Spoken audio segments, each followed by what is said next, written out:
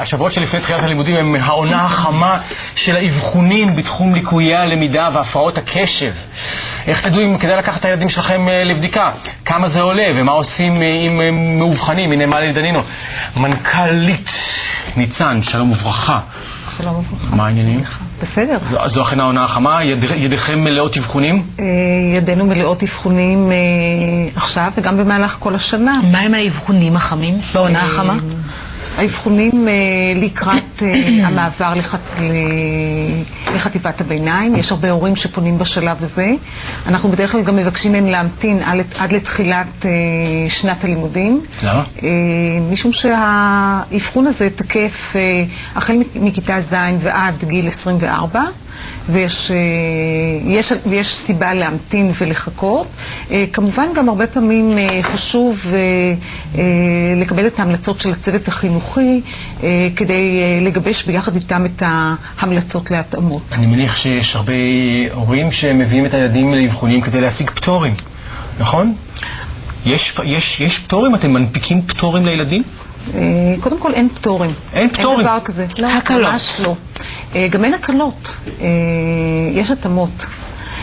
ילדים עם ליקויי למידה זקוקים להתאמות. לילד שקשה לקרוא וזקוק להקראה, זה בדיוק כמו ילד שזקוק למשקפיים, כי הוא לא רואה. אבל כאילו הדיבור הציבורי הוא שהרבה ילדים מקבלים התאמות למרות שהם לא זקוקים להתאמות כדי להקל עליהם. האם אתם נתקלים במצב כזה? האם זו אמת שיש ילדים שמקבלים התאמות למרות שהם בכלל לא צריכים את זה, סתם כי הם מפונקים? אני חושבת שזאת לא המציאות שבה אנחנו נתקלים. על כל פנים אנחנו גם יודעים להגיד להורים וגם לילדים שמה לעשות. אין לקות למידה ואין צורך בהתאמות. לצערנו אין לך לקות למידה. לא, למה אני? אגב, אם אנחנו מדברים על לקות למידה, מה בין לקות למידה והפרעת קשב? זה אותו דבר? זה לא אותו דבר, אם כי שניהם יכולים להתקיים בו זמנית. ושניהם כיף. ושניהם נורא כיף, בהחלט. בעיקר להורים שצריכים להתמודד גם עם הפרעת קשב וגם עם ליקויי למידה. אבל ליקויי למידה מתייחסים לתחום הלמידה, לתפקוד הלימודי, בקריאה, בכתיבה, בחשבון, באותן מיומנויות בסיסיות שבעצם מאפשרות לך להיות תלמיד. הפרעת קשב מתייחסת למרכיבים נוספים שקשורים ללמידה, אבל לא בהכרח ללמידה. למשל, אותו ילד שהוא מוסח בקלות, חולמני, קשה לו להתארגן, הוא שוכח דברים. הילד שהרבה פעמים אנחנו מגדירים אותו כ-ADD, לעתים בנוסף לכך יש גם את המרכיב של האימפולסיביות וההיפראקטיביות, כך שגם הוא מתקשה לשבת בשקט והוא זז והוא קופץ ויש גם על הרקע הזה גם הרבה מאוד קשיים בהתנהגות, והרבה פעמים זה לא רק בבית ספר, זה גם עם החברים, זה ילד מאוד קשה לו לחכות בתור, מאוד קשה לו לקבל על עצמו מטלות ולבצע אותם עד תומן. המציאות היא בהחלט מורכבת כשמדובר בילדים שיש להם גם וגם. אנחנו בעיקר מדברים על חטיבות הביניים ועל גילאים מאוחרים יותר, כשגם צריך להתמודד עם מבחנים מורכבים יותר. אבל מה לגבי תלמידי בתי הספר היסודי? יש איזושהי דרך שההורים יכולים להבחן, אם אפשר לקרוא את זה, להבחן בצורה לא מקצועית או לא רשמית, לקויות למידה עוד לפני שהילדים בכלל נכנסו לכיתה א'? בהחלט יש דרך להבחן, ואני חושבת שהגננת הרבה פעמים היא זאת שתמליץ להורים להגיע לאבחון. אנחנו מחכים לכיתה א' כדי להבחן את הילדים ולהגדיר אותם כליקויי למידה. בכלל אנחנו משתדלים שלא לתייג את הילדים לא במידת הצורך.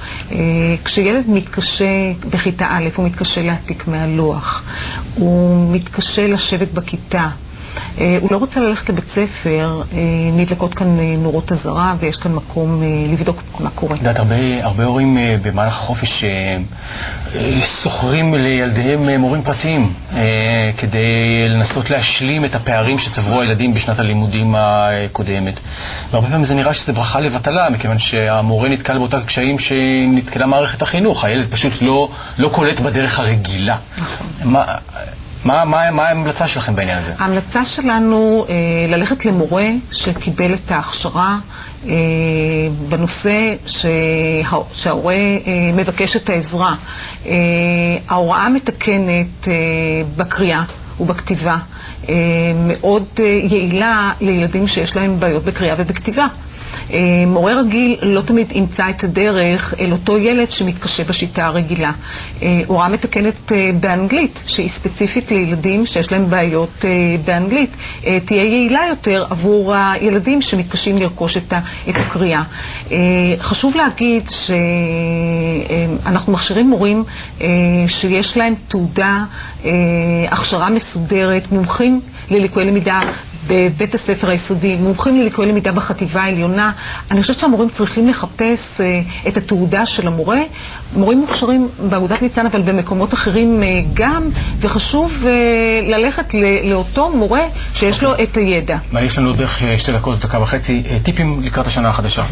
אז לקראת השנה החדשה אנחנו מציעים, בעיקר עבור הילדים הללו, להתחיל להיכנס לאיזושהי רוטינה, שבוע האחרון לחופשה, סדר יום, ארוחות מסודרות, שעת שינה, שזה דבר אחד שהוא נכון עבור הילדים האלה בפרט. הרבה פעמים הורים מחליטים שבחופש הילד אינו זקוק לטיפול התרופתי, אז הזדמנות להתחיל בטיפול התרופתי באותה עת, ולא לחכות ליום הראשון של שנת הלימודים, שהוא, מה לעשות, לא תמיד היום הכי שמח בשביל הילדים האלה, ואז להתחיל להכניס את הילדים לסוג של רוטינות. אני חושבת שזאת גם הזדמנות לדבר עם הילדים על השנה החדשה, על מה שהם מרגישים, על הקושי שלהם, כדי לעזור להם להתמודד לקראת המעבר, שהוא לא תמיד פשוט. זאת גם הזדמנות נפלאה להורים לבוא להדרכה, לבוא לאימון, לבוא לקבוצת תמיכה, לקבל את הייעוץ כדי להמשיך וללוות את הילדים לקראת השלב הבא שלהם. הטלפון פשוט נמצא על המסך, ואני חושבת שבטח הרבה תוהים כמה זה עולה, אבחונים עצמם. כמה הם עולים רק? האבחון הדידקטי עולה כ1,000 שקל. האבחונים של הפרעת קשב וריכוז מסובסדים על ידי קופות החולים, כך שההורים מקבלים החזר. ייעוץ והדרכה ניתנים לכל דורש, גם בפנייה אלינו, גם דרך האתר שלנו. חשוב מאוד להתייעץ לפני שרצים ועושים את האבחונים. מלי דנינו, תודה רבה. תודה שבאת אלינו. פרסומות ונשוב.